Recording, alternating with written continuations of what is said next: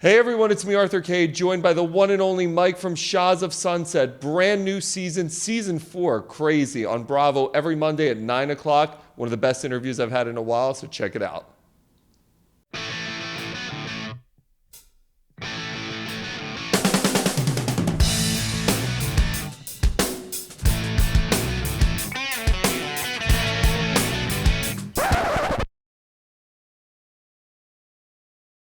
Hey everyone, it's me, Arthur Kade, and I remember in season 1, Mike stops in my studio, Mike from Shahs of Sunset, and every girl when I put on Facebook was hitting like, and here I am sitting in season 4. Dude, you're getting married? I mean, there's hearts around the country breaking right now. What the heck is going on? It just had to be done. You know, You just made it sound like Mission Impossible. You know, it was, man. I was scared. I was like, wow, I'm starting to have feelings for this person. And it was crazy. Within the first couple of months of dating her, we were naming our children. We were planning our wedding. It was wild. It's incredible because I remember when the show was first starting out, and here you guys are 4 seasons later, and I had MJ in here last week, and we were talking about the evolution of you guys and seeing essentially all of you grow up to a certain degree. Talk to me about that process, being back for season 4 and how your life has changed from the beginning to now. Wow. I mean, season 1 was just like literally a test run for us. We had no idea what the hell we were doing, and now we're like more. We get what needs to be done. We're in, we do it, and we leave, and we maintain what we need to maintain, and it's crazy. It's different because season 1, it was just, what the fuck are we doing? There's cameras. Oh my God, MJ's naked. Mike's looking for someone in the bedroom, and Rez is coming out. It was just nuts. And now it's just like our friendships have evolved. We've spent 4 years very, very close, and we've all grown up on camera, which is really wild. It seems like just talking to MJ, talking to you, there's a comfort in your skin element now. You and I are similar in the fact I never thought you'd get married. I thought you were going to be the career bachelor, and here you are. You're in love. You're getting married. Talk to me all about this process, and has the show changed your perspective on relationships? If it was ever any easier to get laid, it wouldn't be now. I mean, it's like women just throw it at you. They're like, hey, look, TV show. you know, it's like, fuck, you know I'm engaged, you know I'm getting married, you still don't care? Wow. And it makes me even more excited to be getting married because I realize I found somebody who just wants me, for me, and nothing else. And some of these chicks out there, they're so thirsty that all they want is the publicity, they want the notoriety, they want to know that they got a piece of the duel, and that's all they're after. And I found a girl who just wants to build a home with me, and I'm really excited about that. Thank God I didn't get into this Tinder world and, you know, plenty of fish and all this other shit that's out there. So I've really evolved with this person. I see me being with her for the rest of our lives. I see us having 4 children together. It's wild. Because if you would have talked to me 4 years ago, season 1. I'm blown away right now. When I was dating Lana, that hot Latin chick. Yep. I was like, fuck, this is amazing. I'm just going to fucking bang the world and have fun. And then you realize there's more to life.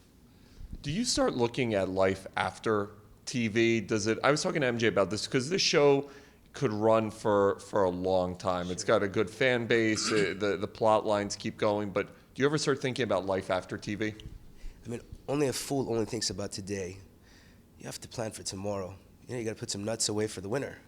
So, I mean, even if the show runs for another 5 seasons, there's life after 5 seasons. That's 5 years from now. You know, so I'm definitely planning for the future.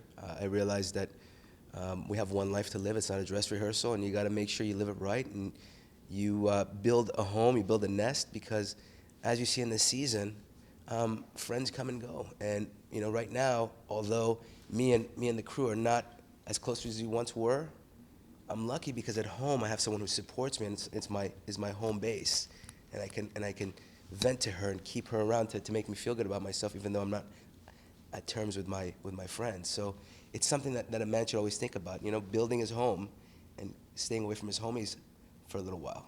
feel like I'm watching a philosophy class right now. This is amazing. It is, man. It's like a different person from the man I first met. And I'm sorry to all the guys out there who are looking to me to be that career bachelor for them and to say, wow, that's cool. There's a life to be lived that way. And listen, have friends like that. One of my partners, he's going to be single for the rest of his life. And he's 36 and dates 18-year-olds. And if they're 19, he gets turned off. And I live vicariously through him. I'm like, Jesus, what the, And it just happens, man. Believe me, I don't know how the fuck it happened, but it happens. When you look at what's happened to the cast on the show, MJ's talking about being in love, Reza's getting married.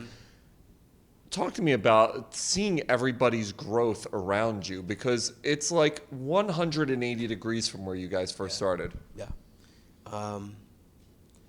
The evolution of life is an amazing thing. Talk about being popular. Reza, I mean, he is like the it guy in the gay community. It's like I was telling MJ this, and I'm telling you this. He's almost become, on certain levels, another beacon for LGBT rights right now. Well, if he just steers his opinions in the right direction and doesn't talk about shit that he doesn't understand. It's interesting. Right? Right. He's going on television and talking about things that have nothing to do with him. Right? Be a voice for the gay and lesbian community. Right? That's cool, I get it. But when you try to get into politics and you put your nose into something that's none of your business, you could stir up a lot of trouble. So I've always been that person to have a voice for the people that I can relate to. Right? Do you understand what I'm talking about? I do. Yeah. I So do. it's just But I love Reza. I love MJ. I'm so proud of her that she's grown. She's getting to that age where she needs to settle down. Enough playing. Because if you ever want to have a family, you got to get started. Asta's madly in love with her boyfriend, and they're still on great terms, and that's wonderful to see. And who else? We got my boy Shervin, who's on the show now, who's mini-me. You guys have had some additions and some subtractions. I do love that. Lily's gone. Lily's gone. Talk to me about the new additions to the show. My boy Shervin's on the show. He's from Northern California. He's a good guy. He's in the IT world, so he's a pretty wealthy guy. He's a playboy, and he's picking up where I left off. He's taking the torch. Dude, this guy, I remember the first time I met him, he goes, yeah, people always say I look like you. And he had the biggest grin on his face. So, all the Persian cats out there, they're like, yeah, Mike's my cousin. So I remember this one girl hit me up on Instagram, like a direct message. She sent me a picture of this guy. She goes, hey, is this guy your cousin? I hooked up with him, and he claims he was your cousin. And I'm like, yes. She's like, oh, thank God, blah, blah, blah. So I took a screenshot of our conversation, and I put it on my Instagram. And I said, without me, most Persians wouldn't get laid. It was the funniest thing. This kid's cousin, father, brother, uncle, everyone started emailing me and texting me, asking me to please take down the picture because I was ruining his reputation. But I thought it was pretty funny, man. Dude, this is crazy. What's the craziest story that you've had over this 4 seasons, whether you or someone involved around you? I want to spend a week shadowing you to see this stuff go down. If you fucking shadow me, your dick will fall off. What's the one craziest story you had? One craziest.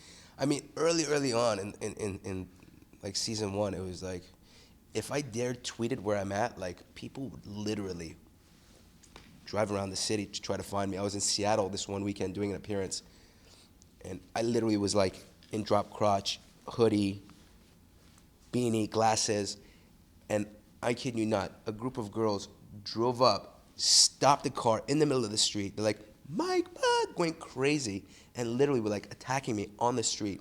That's awesome. And I'm like, what the fuck is going? This is crazy. And I was right next to my hotel, so they staked out the hotel the entire time I was there. It was really crazy. So shit like that happens, man. There's groupie love, and it's kind of cute, but at the same time, it's dangerous. I mean, if this doesn't make you want to watch season 4 of Shahs Of Sunset, nothing will. Dude, you're the man. I never really thought, like I said, I remember I put up your picture. Each season I put up your picture when you're in here, and women, this is the weirdest thing to say, but women love you.